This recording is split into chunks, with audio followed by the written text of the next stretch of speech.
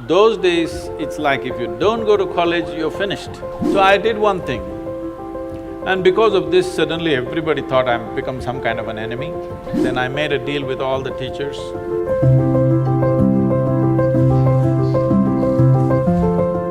Also, speaking of schooling and parents and careers, right now, we're in an age where there's so many different offbeat careers coming up. As YouTubers, we get this question all the time. How did you talk to your parents about it? How do we convince our parents about this really new career that we have? I want to ask you, if you had to convince your parents and tell them that this is what you, how did that discussion go? Did that happen where you had to sit them down and tell them that this is what I'm going to do for the rest of my life? I want to do YouTube now. Like, did that happen with you too? What? He's doing YouTube right now. Like, he's into YouTube. That's why. Well, not everybody can be convinced about everything, okay? Some things are just done. So, just to give you an example, when I passed my 12th standard, at that time it was called PUC, after that I decided I will educate myself, I don't want to go to college. This is a family where everybody is educated, not going to college is like sacrilege. At least today there is a little more flexibility. Those days, it's like if you don't go to college, you're finished. Because now probably if you don't go to college, you may lose your lifestyle, but you won't lose your life. That was a generation, if you don't go to college, you lost your life, you're on the street, that's about it. So they were terrified of this. My father being a physician, he was just freaked about it. He is a very studious man, all his life, first, second, third in everything that he has done. So he couldn't believe this, that I want to educate myself. So I did one thing, and because of this, suddenly everybody thought I'm become some kind of an enemy, and they were not even talking to me properly. I did one thing. I was just to tell you, I was such a big eater. I would eat 10 times, more, at least 10 times of what I eat today.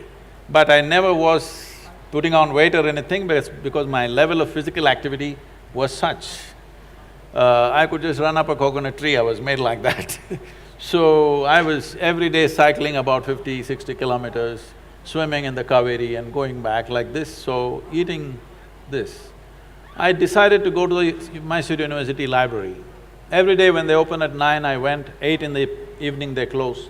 That entire time, I sat there, read all kinds of stuff, from Homer to popular mechanics, to National Geographic, to literature, to geography, this, that, whatever. Whatever came my way, every day for 1 year, I read like this, just all kinds of things. But the most important thing for me was, though I was such a huge eater at that time, this 1 year I went without a meal. Morning I ate as much as I could, breakfast at home, and I went there and sat there the entire day without a meal, which was a huge achievement for me, because without food I could stay. This kind of expanded my way of looking at life, but family drama started, my mother started crying when the next academic year comes, go to college, go to college, go to college. Then I said, if I must go to college, I'll go for literature. My father said, what will you do reading poetry? You must become a doctor. He has seat ready for me in the medical college, everything. I said, no. Then they said, okay, at least do engineering. Then I said, see, Please do engineering. if I say I don't want to be a doctor, if you told me become a veterinary doctor, Ayurvedic doctor, at least a witch doctor, I would look at it. If I say no doctor, you say engineer, I'm not going to listen to this. Your problem is society, your problem is not me. So I just went for literature, and these 3 years, I went there in the beginning and they all had ready-made notes, the teachers, they would read. And everybody writing down. Those days fountain pens, kara kara kara kara, it makes noise, it just irritated me. I said, I don't want to listen to this kara kara noise. I gave them a suggestion, if you give that notes wherever you got it, we will photocopy it and give it back to you. We don't have to come, you don't have to come. Then if I'm there, I'll ask 100 questions.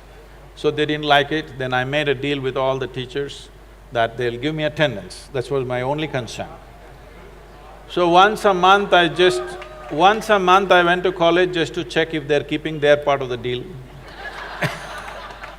My life is so similar, yeah. So I explored the geography of Mysore district in such a way, every village track, every hill that is there, every little bird nest, whatever is there, everything I paid attention, just wandering aimlessly. But today, like when I went for the Rally for Rivers board where all the top experts are there, some questions came up when I just telling them casually, they said, "Sadhguru, how do you know all this?" I said, what was aimless wandering? Where I paid absolute attention to everything, from a worm to an insect to anything and everything I paid attention.